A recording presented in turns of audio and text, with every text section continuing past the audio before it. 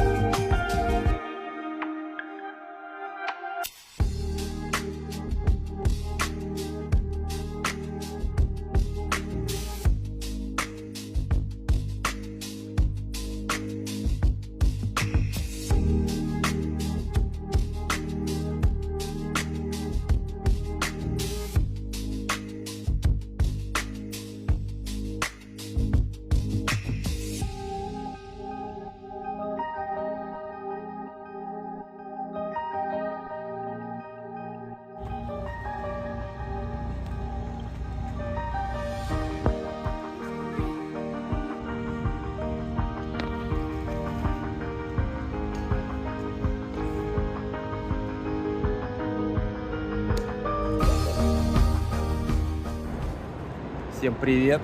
Сегодня какой там декабря? 10 2025 года. Что, на днях я продал свой дрон Mavic Mini 2 SE. Кто помнит, у меня был такой. Но я им практически очень редко пользовался, даже в путешествиях как-то не снимал. А причина тому просто лень снимать, честно. Я как-то наснимался в свое время, налетался. Просто неохота. Ну, понимаете, там, это надо дрон развернуть, разложить его, подключить телефон к пульту. С телефона надо еще снять чехол, чтобы он помещался в пульт. Короче, это для меня это просто лень, особенно в путешествии вот этим заниматься. И он у меня просто... Я его возил с собой, как-то пару раз так снимаю. Ну, вот сами видео видели там с наших поездок, я очень мало там на дрон снимал. Ну, неохота. Вот это все, вот это мероприятие очень долгое. И решил его продать. Вот, в общем, продал его за $200. Эти дроны сейчас очень подорожали. С Амазона они $400 стоят. Я покупал, по-моему, даже 300 не было. Я его за 200, в общем, продал. И присмотрел, решил себе взять, короче, селфи-дрон. Я даже не знал особо, что такие есть. Автономные дроны, по сути, без органов управления. Вот, в общем, я купил Hover Air X1. Вот так вот он раскладывается. Такая малютка вообще просто офигенная малютка. Вот сейчас пользуюсь пару дней, вот так катаюсь, снимаю. Вот клип вы, кстати, увидите вот после вот этого мини-обзорчика. Шикарный дрон. То, что нужно для путешествий, я считаю. Обалденно. Подснять себя любимого, какие-то вот, ну, собственно, это селфи-дрон, это подснимать из себя любимого, либо детей, самое то, что нужно. Включается за буквально там 10-15 секунд, и он готов, и он летит, тебя снимает, разные режимы есть, все управляется с кнопок, то есть включаешь, кнопка включения, выбор режима, тут режимов вот сколько там, 6 режимов, ну еще какие-то там есть вот дополнительные, там можно настраивать. Обалденно. Вот сейчас сниму клип, посмотрим, что из этого получится, но пока я вообще доволен, офигеть. Вот то, что мне и нужно было. И также можно с телефона им управлять, если хочешь, и делать какие-то подсъемы. То есть он коннектится через Wi-Fi, далеко, конечно, ты с ним не улетишь, но вот что-то там метров 20-30, насколько там Wi-Fi хватит, ты сможешь как-то поснимать, там вверх взлететь, округу снять. Ну, по мне это вообще очень круто. Вот, сейчас катаюсь. И самое главное, что он очень маленький. Ну вот, посмотрите. Опа. Он как телефон практически. И помещается в эту сумочку. Это офигеть. Вот он в эту сумочку спокойно помещается, закрываешь. Ну, классно. С собой возить вот так на велике, это просто шик-блеск. В такую прекрасную погоду еще. Сейчас выехал покататься. Сейчас поснимаем, посмотрим, что там, смонтируем, что получится. Ну, дрон, конечно, первое впечатление обалденное.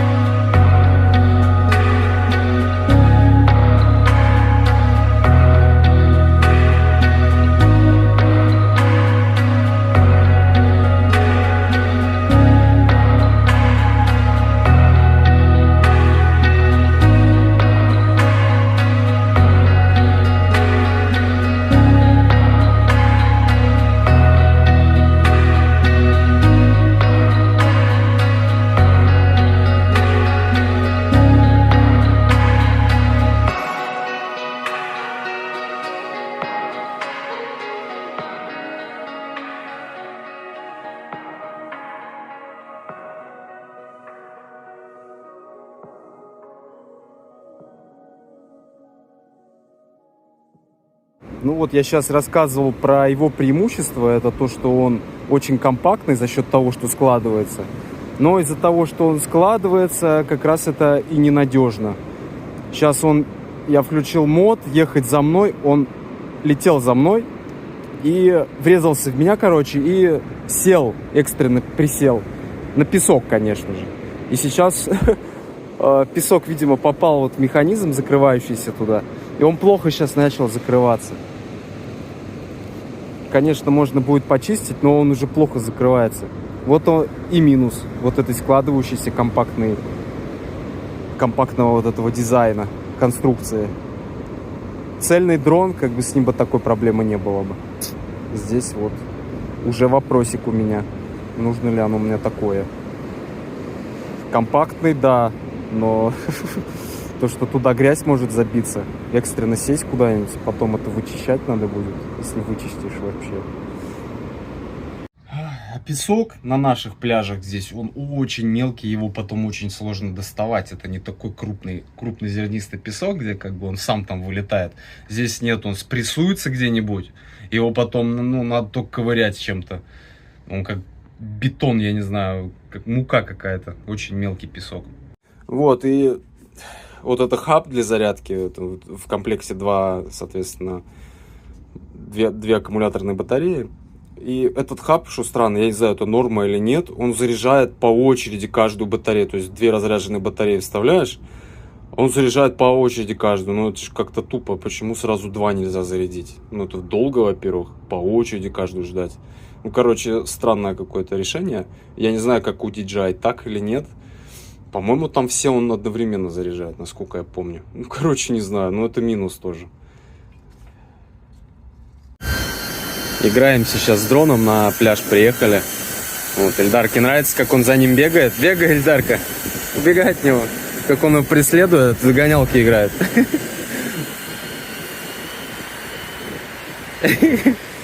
Вот, единственный, вот еще один минус, он за машиной никак не едет.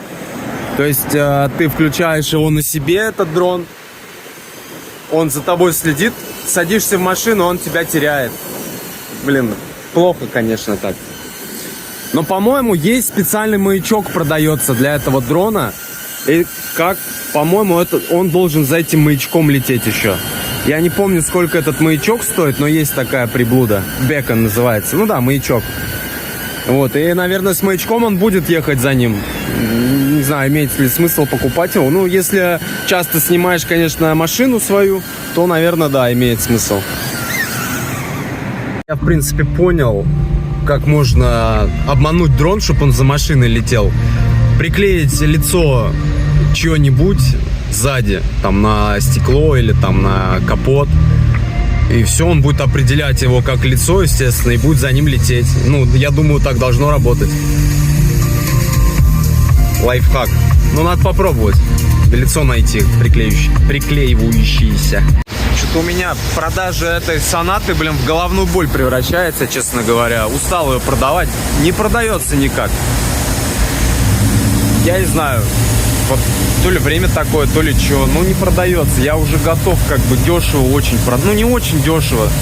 Жалко мне очень дешево продавать. Проблема сейчас... Я бы и сам на ней ездил. Проблема в том, что в нее сейчас вкладываться надо. Надо в круг колодки менять. Это $50 минимум. Ну, чисто сам, я буду сам все делать. $50 колодки. И надо масло здесь менять. Ну, практически 100 в нее надо еще вложить. Смысла этого нету вообще делать. Потому что этого никто не оценит. Машина не подорожает от этого.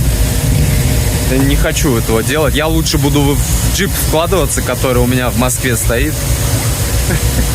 Вот, поэтому... Ну, джип у меня в Москве, а я в другом городе, да? Великие цитаты. Поэтому, блин, не хочу я вкладываться в нее вообще. А колодки уже там капздец. Уже почти скребут там диск. Прям вот, говорю, задолбался я машину-то продавать. Машина-то хорошая, но вот с продажами вообще жопа. Не хочу больше этим, говорю, заниматься. Надоело мне продавать. Покупать мне нравится. Продавать, сам процесс продажи ненавижу, терпеть не могу. Вообще с людьми вот это взаимодействовать. Они еще скотины там торгуются, такие противные.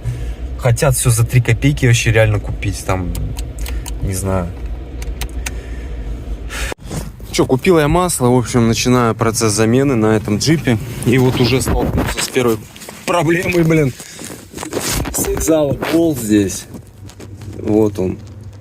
Слезала болт. Не могу его открутить, короче. Он слизанный уже до меня был. И я его добил, получается. Но ему уже кранты были. И, короче, не могу. У меня нету этого экстрактора на нужный размер. Вот так вот, блин, как я задолбался в чужих машинах ковыряться. Ну, в моей, но после кого-то в бэушных машинах задолбался.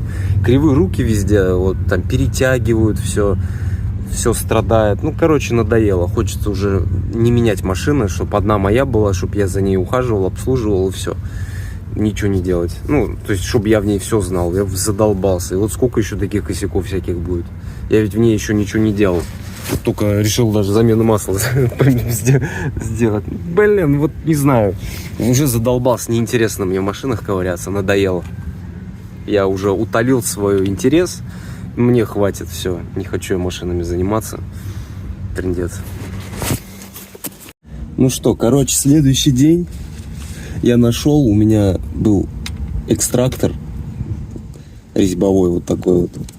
Попытался, просверлил дырочку, попытался им вытащить этот болт, и он сломался. Короче, я не знаю, что делать. Это вообще ужас, блин.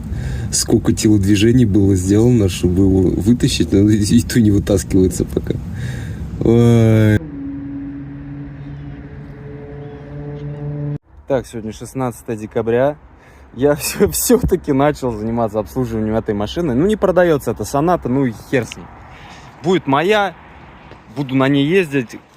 Горе не знать, машина хорошая. Сегодня я масло поменял, залил 5W30. Тут по заводу типа надо 5W20, но я залил чуть-чуть погуще.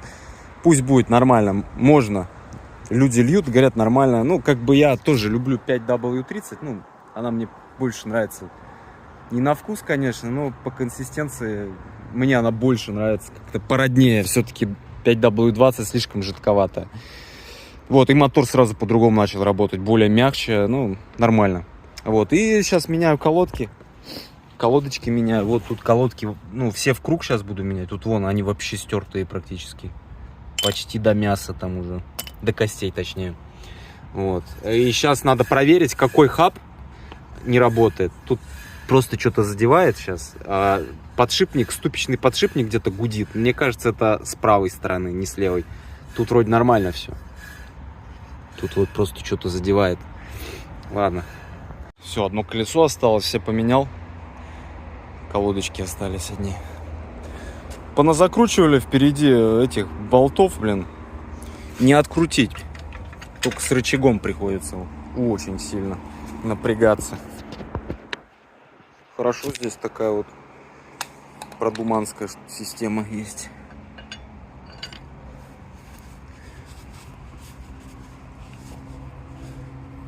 Ой, блин, тяжело идет, пошло.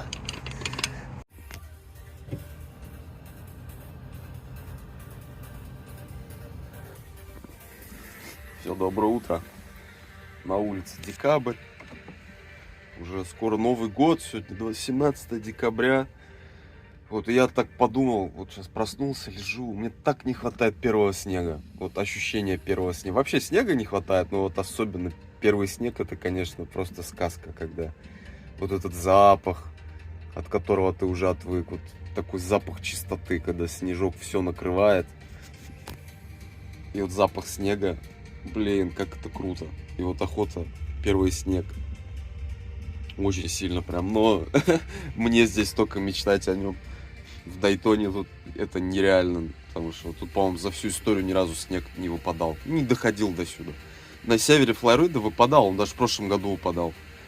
В Пенсаколе. Здесь до сюда не доходит, к сожалению. Ну, я не знаю, какой должен пойти фронт такой очень сильный с севера, чтобы прям дошел. Ну, ни разу такого не было здесь. Вот, поэтому прям очень скучаю по снежку. Что-то сижу с утра, у меня мыслей столько всяких разных. Вот что-то мысли про то, ну, про политику у меня сейчас. Вот Советский Союз распался, да, вроде глобальный Запад должен ликовать. Ну, он ликовал, да, вот Советский Союз, империя зла распалась, вот эта диктатура, несвобода, все дела, да, распалась. А как вот этот глобальный Запад, ну, под глобальным Западом я имею в виду это вот демократические ценности, да, вот эти все. Свобода, там, свобода выбора, свобода, избирательная свобода выбирать. Ну, то есть, все мы это понимаем. И как он допустил вот то, что сейчас происходит опять в России, там, в других странах, опять возрождение диктатуры, авторитаризма. Как вот этот глобальный Запад это все допустил? Вот, ну, что, нельзя было это там на корню как-то подавить, я не знаю, что-то какими-то своими, ну, всеми инструментами это понять, что все идет куда-то катится не туда, и опять возвращается все к Советскому Союзу, вот этого нельзя было понять. Они либо там конченые идиоты, вот в этом глобальном Западе управляют, либо они специально все это делают.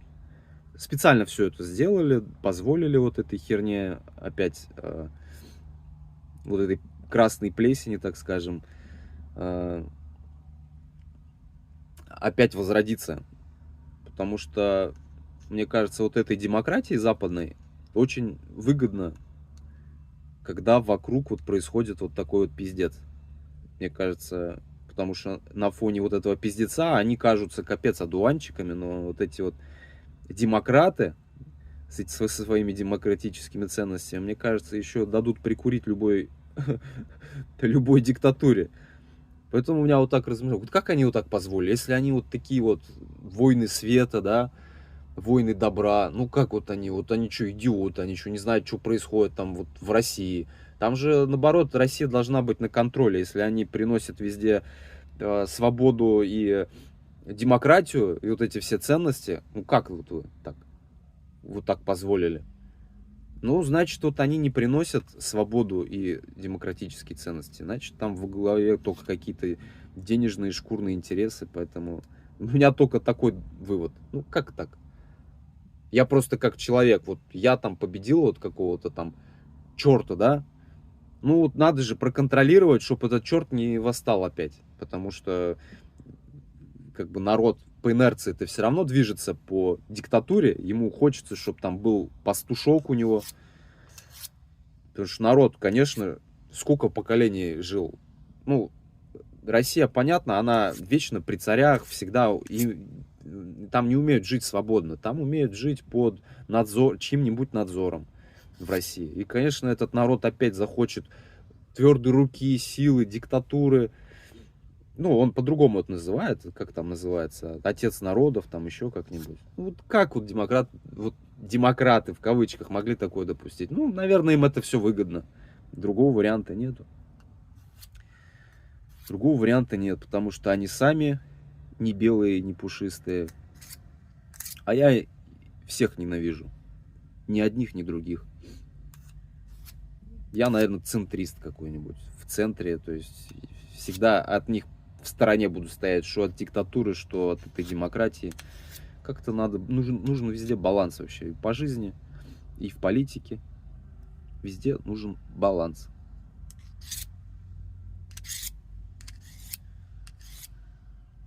А то, если расслабишься, так вот тебя и в карман залезут, и еще куда-нибудь. Не надо так. Никому спуску нельзя давать.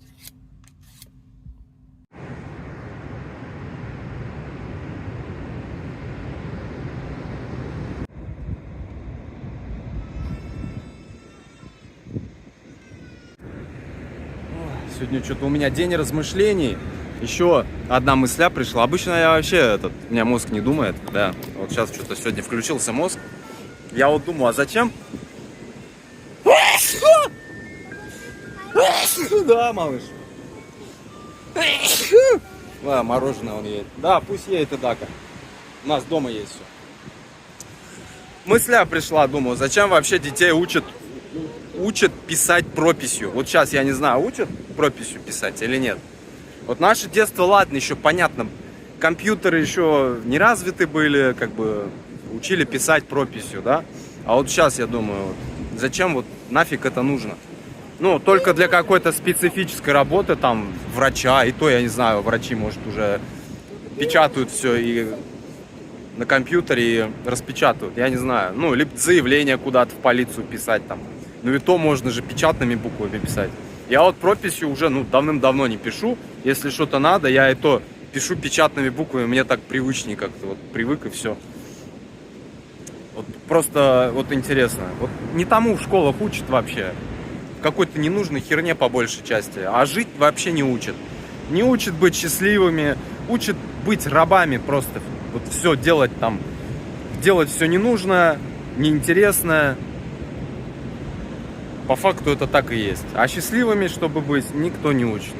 Приходится самому все нащупывать по мере взросления. Вот так вот у нас, к сожалению. Я по-прежнему считаю, что самые нужные предметы в школе — это физкультура и география. Остальное можно без остального можно прожить. А физкультура нужна, чтобы далеко убежать, а география, чтобы знать, куда бежать. Единственные моменты, все.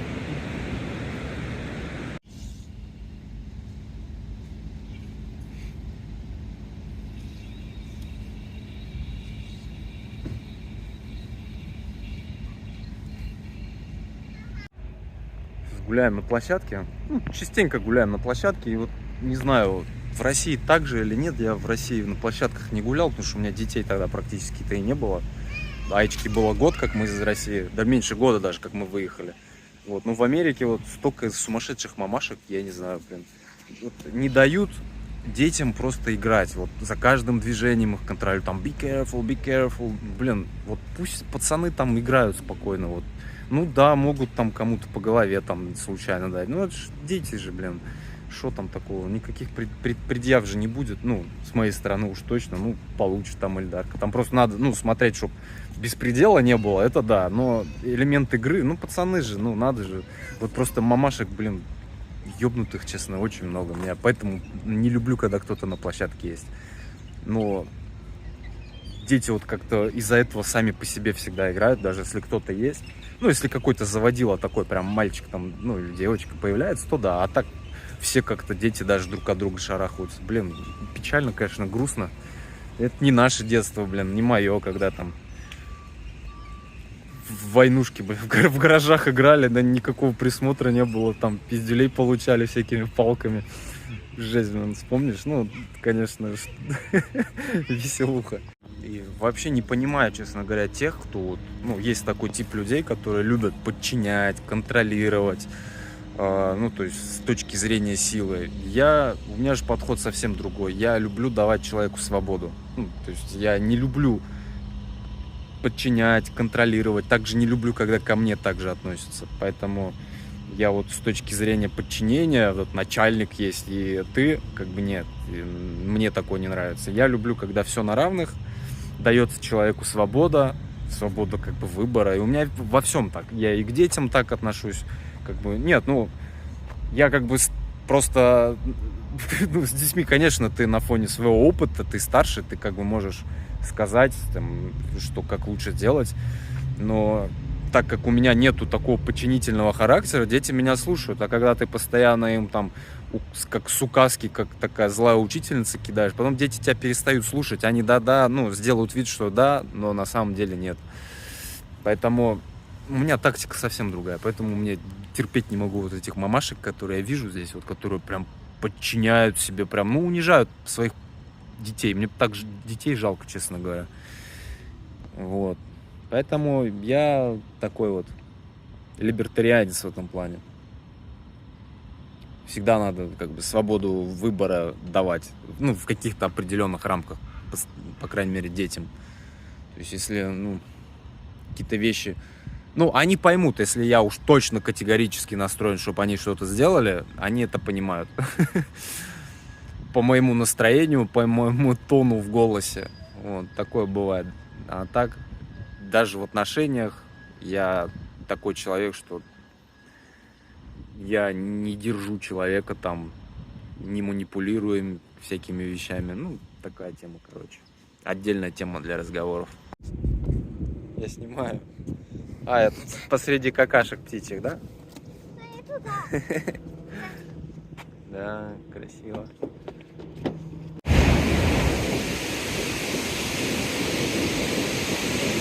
В общем, пока передумал я сонатку продавать свою. Ну, я из продажи не убрал, я просто цену 3500 поставил, как бы, и торговаться я там на $100 максимум буду, и все. Ну, не время сейчас машину продавать. То ли это сезон такой, мне кажется, перед Новым годом люди не особо хотят тратить деньги на машину, потому что у них и без того много трат. Но и к тому же думаю, что немножко экономическая ситуация, конечно, просела в стране. Люди готовы свое имущество за копейки продавать. Деньги нужны, вот. Ты, естественно, тебе хочется быстрее это продать, соответственно, ты ценник не будешь там загибать, и поэтому там низкий ценник. И люди такие: о, можно машину за копейки купить, да, попробуем, посмотрим, напишем.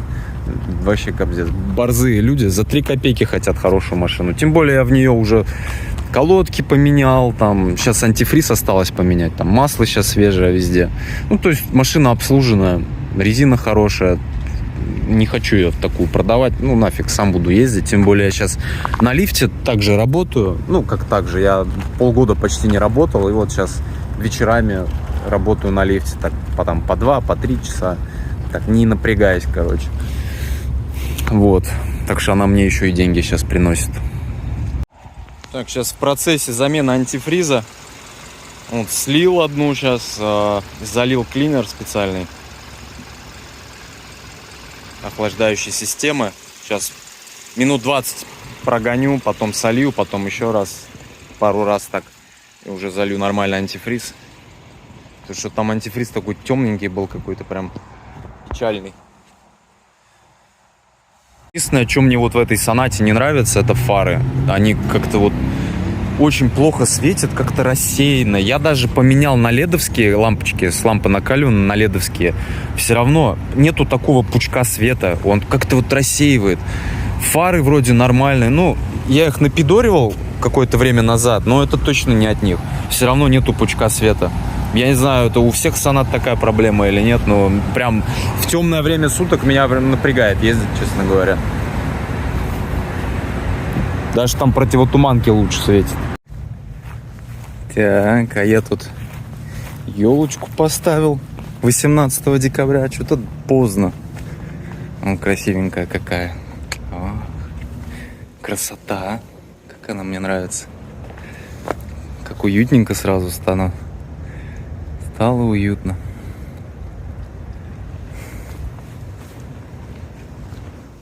Сейчас пофоткал джипик. Выставлю его на продажу. Думаю, что продам. Ну, если продастся, выставлю даже по себестоимости, сколько вышел. Если продастся, вообще будет хорошо. Проехался сейчас на нем. Блин, такой он классный. Он такой мягкий после Сонаты. Ну, мягенький прям. Что тут скажешь? Хочется, конечно, на нем поездить. Джипик. Выставлю, посмотрим, что будет.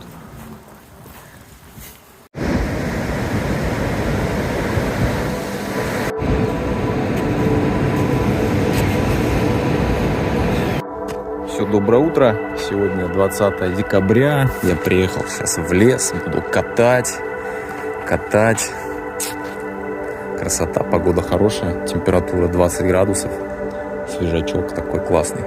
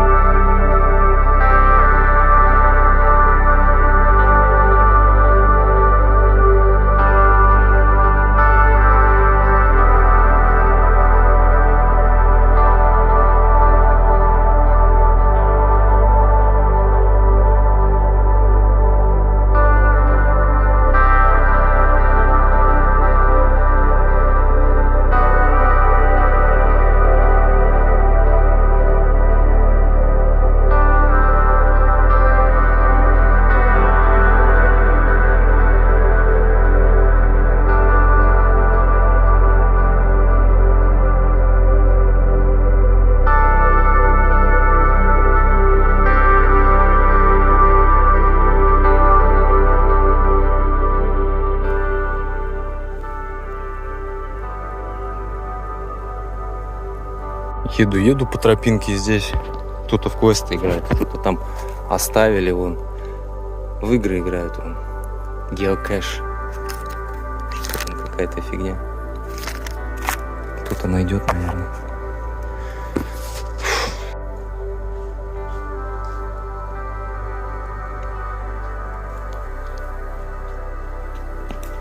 Сегодня у меня новые маршруты. Здесь я никогда не был. Всякие озера там лесные. Леса-то большие, а я что-то все в одних местах езжу. Много всякого разного. Знаете, вот, что я ощутил сейчас в себе? Я в себе компас ощутил. И у этого компаса есть направление какое-то любимое. Вот сейчас дорога повернула на восток, и мне что-то так хорошо стало. Вот не знаю почему. И меня на восток, видимо, тянет. Стрелка компаса указывает туда путь, на восток. На запад у меня нету такого желания ехать. Ну вот почему-то. Вот на восток поехал, мне так хорошо на душе стало. Не могу объяснить почему. Ну вот повернул на восток подсознательно. На восток надо ехать, значит. В принципе, хоть на запад езжай, хоть на восток. Если ехать в свои родные края, да. Я же такой перелетная птица, там вот родился в тех краях. То одинаковое количество, наверное, что через запад, что через восток. Потому что я фактически на другой стороне планеты. Поэтому без разницы. Но почему-то все равно на восток показывает. Интересно. Ну, теперь я знаю, куда машину испытывать. На оффроуд можно поехать. Ну, конечно, я понимаю, что это хайвей. Это не оффроуд, но тем более на камеру так не кажется. Но если продам Сонату и на джипе поеду, вот сюда поеду. Это рядом, тем более близко все. Блин, как здесь круто. Такие тропы офигенные. Что вот здесь раньше не был. И никуда ехать далеко не надо. Тут все есть. Ну, здесь уперся в забор, как обычно. Вот, начинают сельскохозяйственные земли. Но велик соблазн туда поехать. Такая тропинка хорошая. Ну, типа тут камера есть, но что-то я ничего здесь не вижу, по крайней мере. Проеду, рискну. Дальше посмотрю.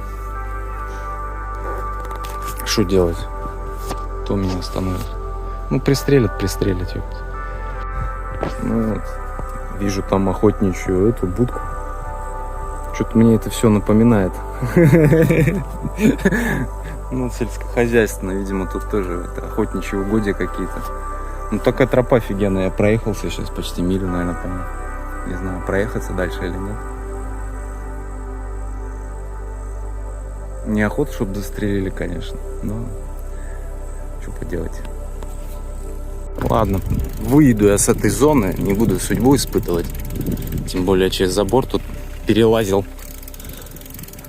Вот, если тут охотник, ну, дорога такая здесь как бы не совсем укатанная, но следят за ней. То есть сегодня еще суббота, неохота там кого-то встретить, каких-нибудь охотников. Вон, да, там везде, вон, и там я вижу. Чуть проехал, там тоже вышки охотничьи стоят. Так что нафиг. Тут других хватает трейлов, помимо этого. Интересно, здесь какая-то делянка такая. То ли непонятно что. Как будто озеро раньше какое-то было. Пересохло или что. Там вообще как будто кукуруза какая-то. Не кукуруза. И не камыш. Температура такая, погода офигенная. Я думал на Новый год, на Рождество куда-то поехать, а сейчас думаю, что вообще никуда не охота ехать. Потому что здесь настолько классно. Отсюда хочется уехать, это вот когда жара и духота наступает, да, хочется свалить. Вот сейчас нет, сейчас тут идеальная температура, идеальная погода, такая солнышко. Даже не важно, какая погода, температура просто комфортная. Вот, и никуда не хочу на Новый год. Я думал куда-то поехать, где снег, но что-то просто лень. Не хочется, потому что здесь хорошо. Отсюда ничего не выдавливает. Хотя и снега хочется куда-нибудь в Мичиган поехать, снежка посмотреть.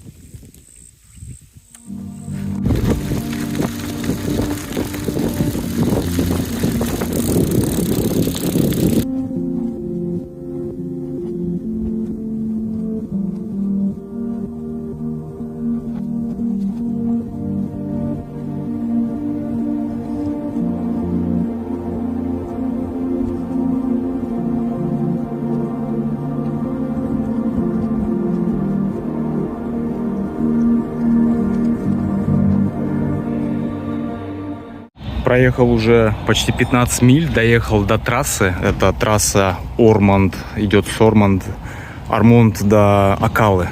Вот. Я даже не знал, что здесь можно сквозняком так проехать. Я не знаю, сегодня ворота только из-за рабочих открыты или всегда? Интересно. Мне кажется, они закрыты основную часть времени. Придется еще назад ехать. Вот, собственно, карта самого-то леса. Тайгер Бэй называется. Не знаю, почему Тайгер Бэй, что тут тигры когда-то водились. Вот я сейчас здесь, на самый север приехал вот этого леса. Вот идет трасса. Вот, а начал я вот здесь.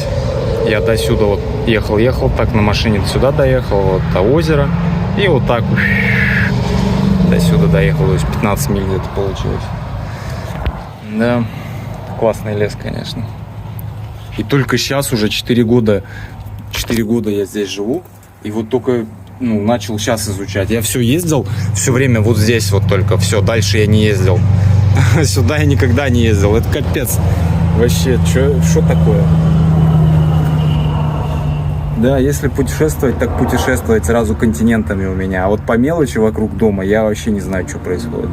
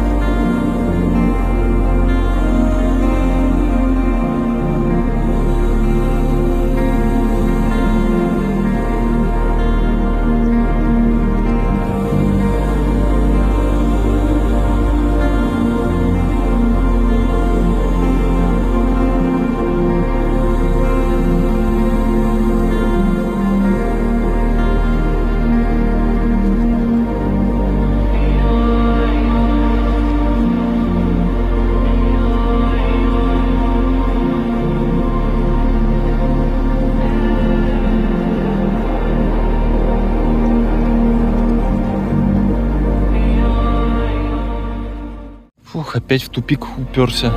Хотел кругаля там дать. Другой дорогой поехать. Ну, вот там ворота. Ну, ворота-то ладно, они приоткрыты. Но там заросшее все. Никто не ездит. А здесь какие-то там по болотам дорога идет. На всяких джипах ездят. Так что назад возвращаться. Завтра, кстати, уже самая длинная ночь, соответственно, самый короткий день будет. Сегодня 20 число, да, 21 декабря. Так вот, значимые даты для Земли, ну, для северного полушария. А для южного, соответственно, самый длинный день. Да.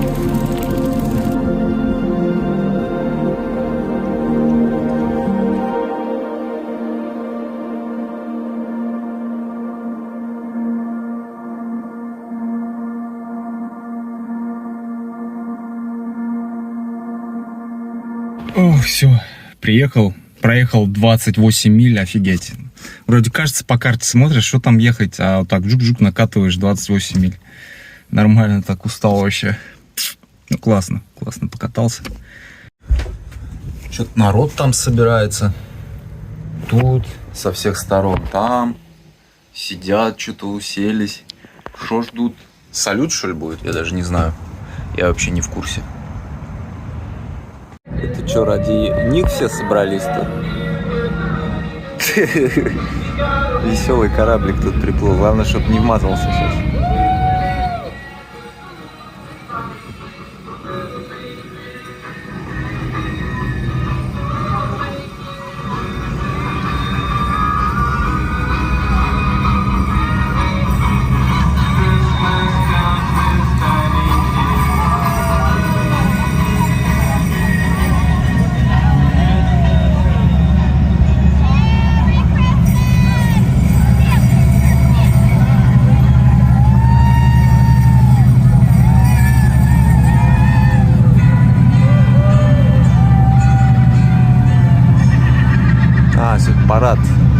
Парад лодок, значит, да.